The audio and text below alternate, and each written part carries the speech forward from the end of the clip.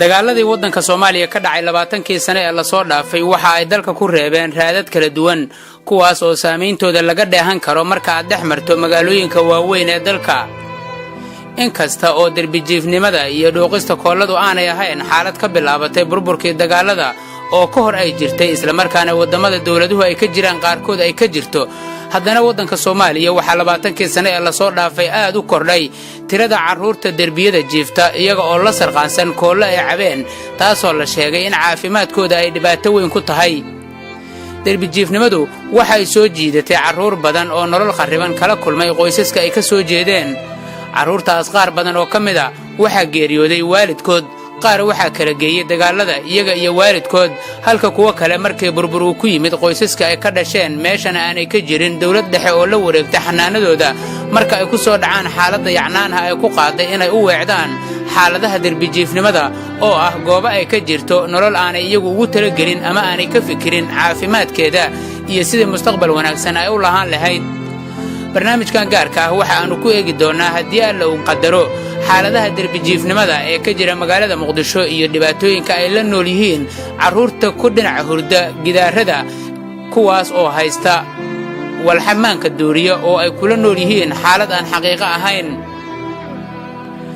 waxa la sheegay in tiro ka badan 1,000 carruur ah laga heli karo wadooyinka magaalada Muqdisho ee caasimadda ah kuwaas oo ah darbijiifyo qaar badan oo kamid ah carruurtaasi waxa ay ku nool yihiin wadooyinka loogu isticmaalka badan yahay magaalada Muqdisho kuwaas oo maalin kasta ay maraan tobanaan ah dad noloshoodu ay tahay mid heer u sareysa isla markaana xambaarsan magacyo ay ku dheehan tahay mas'uuliyad kala duwan oo aan ahayn oo kaliya mid dawladeed waxaana carruurtaasi ay ku nool yihiin xaalado ay aad u adag tahay in la aqbalo isla markaana qof waliba uu disha ka arki karo in dhibaato ay haysato oo aanay ahayn dhibaatadoodu mid daboolan waxaan booqanay qaar kamid ah wadooyinka Muqdisho ee carruurtaas ay jiifaan waana kuwan qaar kamid ah carruurtaas oo isugu jira rag da'doodu ay gaartay 40 sano kuwa ku jira da'da 20 jirka iyo kuwa hadda uu galaya da'da 12 jirka ama kor u dhaafay da'da 10 jirka qaar badan oo kamid ah oo aan la sheekaysanay waxa ay ka sheekaynayaan sababta ku xambaartay in ay darbijiif noqdaan duruuf waxay gashay koolo aniga aad dugsiga wiilay bare siga dhigan jirtay dugsiga hore ali jiro wiilka ku bara maxaa isku hayday wiilka maxaa sababta uu ku bara maxaa isku hayday waxaan isku meesha marjiisa ka hor caawir amar afkiisa saxa ku bartay hal mar baad dhamisay kadibna inaad cabtaad ayaa jeclaad aw qoyskaaga hooyada ayaa bahaya hadda ma joogo marka maxaa ma jeclid ma inaad la noolaato jeclahay maxaad uga maqan tahay waxaan duruuf aygeys waxaad ka warantaa halkan waxa kaaga yaala dhaawac xooggan baa kaaga yaala maxaa kaaga dhacay bisiiga bisiigaas maxaa keenay fanaanad baa koolii leed kooladaas dhaqay magaas sheershiyaamay iyo qoyana sheershtay marka fanaanadii baa kugu gubay ay see lagu daaweeyay kadib yaa istar bandra lagu daaweeyay cidii daaweysay inta aduna halkan joogto ma kugu ogyihiin أنا أتوقع حرجين أنت وحرقته واحد من الشنقة وجامعة المرة وأسكال المرة ودكسي المرة سو هذا عيد هذا دكسي لقنا يسوق كم تصبح أنا كولا واحد سكتير أنا سكتير كمان كولا ديم كل شيء حاضر أنت واحد قور أنت بالمركز كولا ده عبي سم حاضر أنت نوشة والله واحد مدريت ما تخشنا سخنا يا أكل أسكتنا وحكسا يا أخشوا سقنا أكل كنا لا لا شيء هذا كرامة برنا إلى المركز ظروفها إقامتين ده عمر إسرائيليو حاول ظروفك وقابت نوشة يا حاول ظروفك تدري أبرت اللي من أبيها مع إلهي أنا دربي السكر إذن كان دربي السكر عشيء قراء قادنا أنا ماذا بعدين سوقات الدربيني جيفتا سوعدينه لعلني سيا بحا سو شقيست ميدير معنا دربين جيفتا كل دين على قرين مني أركري هتني أركن واني دلا أسأل ما يدنا ها أقول جوجا مركبة مدينة marka 4 sano hadda maadaama aad ku jirto soo ma dareensanad waxaan waxun yihiin inaad iska dayso marka diyaar muuta dadayna inta quraan baddo inta xoogay shaqaysado inta wax barto inta dugsi nool geeyo intaas rabi laayaan aan Saciid Cumar Allah ما قصنا جبت عبد السلام تمشنا الجرا هاي waxa ku noolahay meesha dhaxanta هاي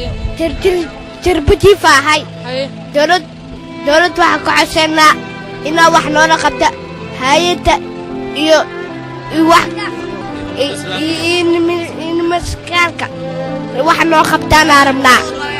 هاي waxaan ku sheegaa hooyo aba hooyada aba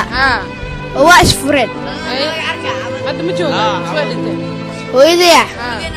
hooyada aba waa dhimay hooyada waa noo saay هاي akaas maxaa qabataa marka maalin أنا لا قاعد نقسم كعروريا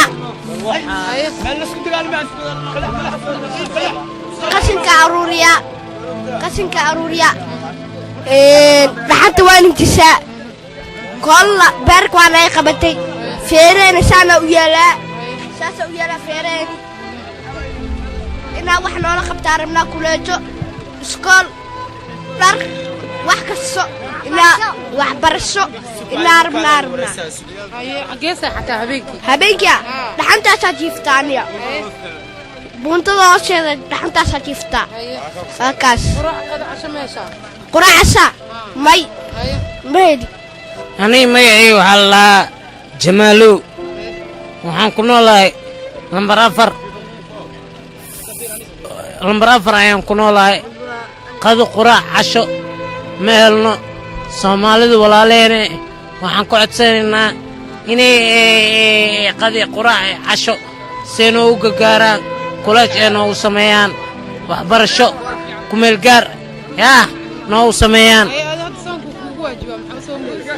aniga waxaan soo muway daawo ii socoto calaalaajigeeda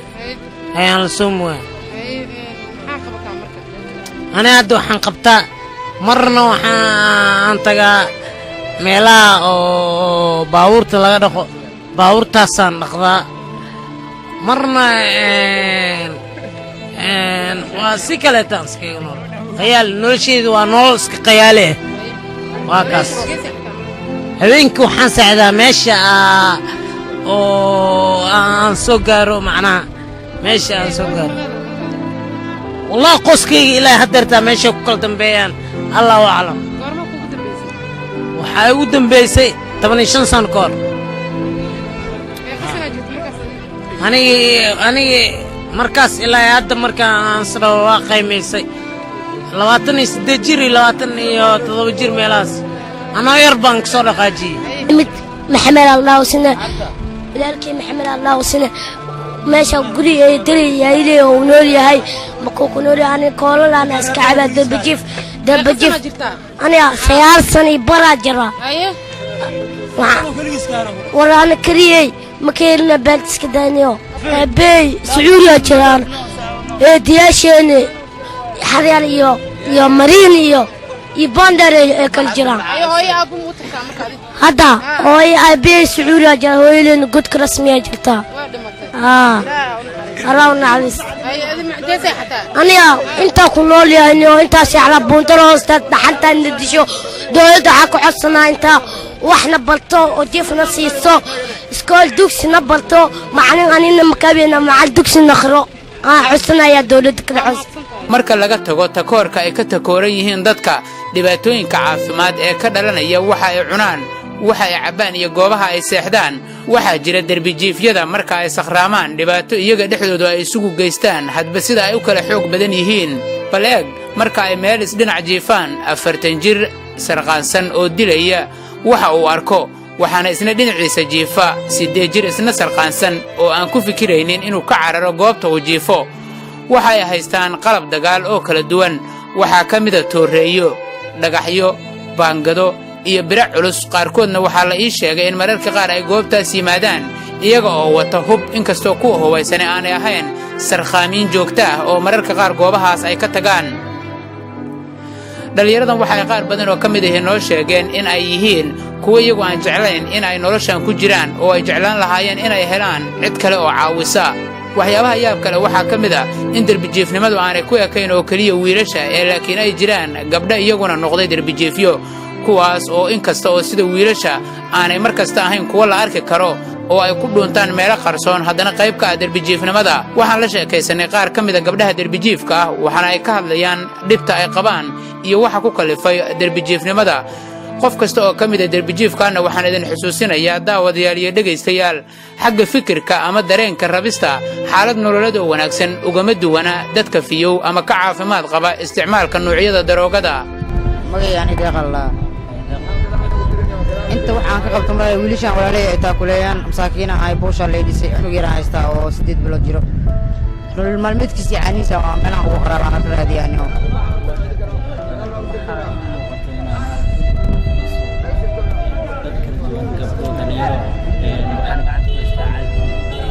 والله كل waxaan dan iyo daruuf leeyahay oo geysamaane inaan dad noloshooda hagaagsanado waalidkooda haysan jiraan maadaama wadanka burbur iyo balaayo ay ka dhacdana maaragtay oo haddana waa qofna saaciida wala qof walba alkumistu waa la iska kan tuuriyana saasaan ugu kaliftay.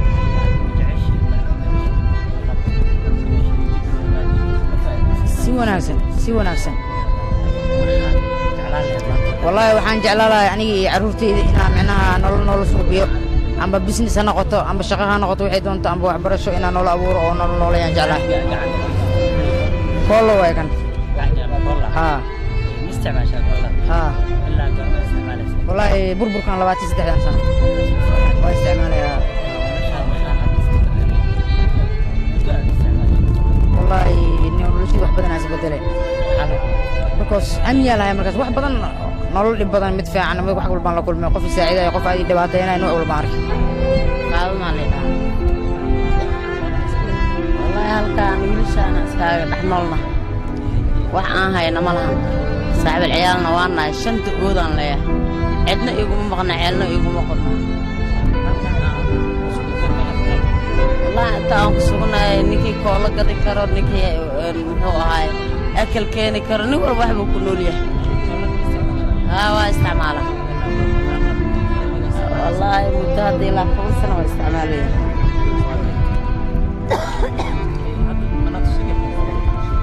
كنا كلنا هي دمات والله إنه لو شيء سفي عنها دا أنا عيالك يميلان كنا لنا إنه يا أقوني واحد برشة أهلين انتبهوا معناها التاس أنا معناها إن وكل رقم كرنا وأنا كنا لنا كرنا وأنا جو كرنا ميل نول نبت قليل أنكو لنا داهلين هذا مدن mararka qaarkood derbijiifyadaani si ay u helaan waxyaabaha ay ku sarqaamaan ama ay ku bedelaan maankooda waxay ku qasban yihiin in ay qaadaan weeraro abuura amni darro oo ay dadka weeraraan iyo sidoo kaleeto in ay ku dhaqaaqaan falal xatooyo ah. haddaba qaar ka mid a dadka Soomaaliyeed ee mas'uuliyiinta ah ee arka carruurta ay ku nool yihiin xaaladan ayaa waxa ay muddooyinkii dambe bilaabeen dhaqdhaqaaq kadib markii dareenkooda uu la kacay xaaladda carruurtan ay ku nool yihiin. xildhibaan Mustafa Sheekh Cali Dhuxulow oo ah xildhibaan ka tirsan baarlamaanka Soomaaliya ayaa dhawaan magaalada Muqdisho waxa uu ka aasaasay hay'ad uu sheegay in ay ka shaqayn doonto sidii loo daryeeli lahaa carruurta derbijiifka ah oo ay hubaal tahay in ay ku dhex qarsoon yihiin dad badan oo ay shaki la'aan tahay haddii la xanaaneeyo in ay wax weyn ugu kici doonaan bulshada Soomaaliyeed. xildhibaanka ayaa waxa uu tagay qaar ka mid ah xarumaha ay caanka ku yihiin carruurta derbijiifka ah waxaana uu gaarsiiyey gargaar kooban isaga oo doonayay ama ujeedkiisu u ahaa bal inuu xaaladooda ogaado. waana adag tahay adigoo aan wax u geynin carruurtaas inaad ogaato rasmi ahaan dhibaatada ay qabaan, inkastoo xitaa marka aad wax u geyso ay kugu adag tahay in waxaas aad si nabadgelyo ah ugu qaybiso oo ay isbuuranayaan isla markaana u dagaalamayaan sida ay u kala xoog badan yihiin. markii uu xaaladdaas soo kormeeray kadib ayuu magaalada Muqdisho ku qabtay munaasabad uu kaga dhawaaqayay hay'adiisa u xil saaran inay caawiso oo ay badbaadiso carruurtaas derbijiifka ah.